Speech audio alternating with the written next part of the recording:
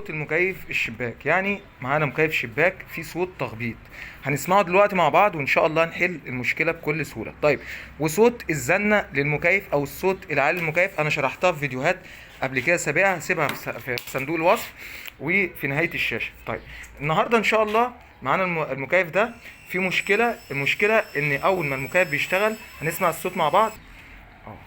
شغلنا المكيف، بص على بص يا اسلام، اول ما بنشغل المكيف بنسمع الصوت اللي حضراتكم سمعتوه دلوقتي.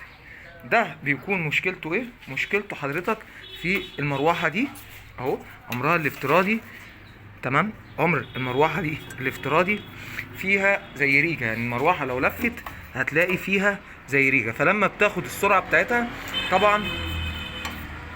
ثواني كده نفك عشان خاطر تشوف اهو. انا اول ما فكيت المروحه واضح ان كان معمول فيها صيانه قبل كده، فاهو فيها كسر.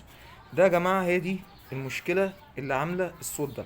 طيب، الحل الوحيد انها تتغير، لا اما تعمل حل تاني. ايه هو؟ كسر ده كده، هتكسر مفيش مشكله اهو. نبدا نكسر ده كده تمام. ده لو عايز حل يعني سريع، هتكسر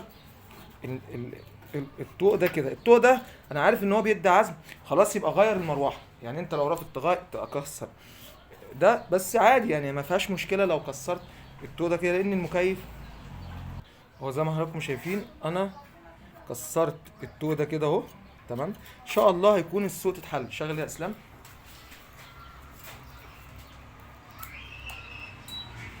اهو تمام. ادي الصوت راح معايا. ليه؟ لان الطوق ده زي ما قلت لحضرتك من العمر الافتراضي اتكسر تمام.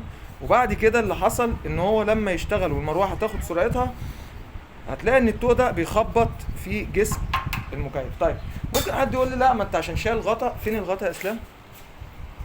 اهو انا حطيت الغطا بتاع المكيف وهبدا ان انا اقفله بكل سهوله اهو. قفلت الصوت. طيب، اما عن صوت الزن زي ما قلت لحضراتكم، انا النهارده كان صوت تخبيط مروحه المكيف. في برضو فيديوهات تاني سابقه انا عاملها بجميع مشاكل صوت المكيف الشباك. اشوفكم على خير.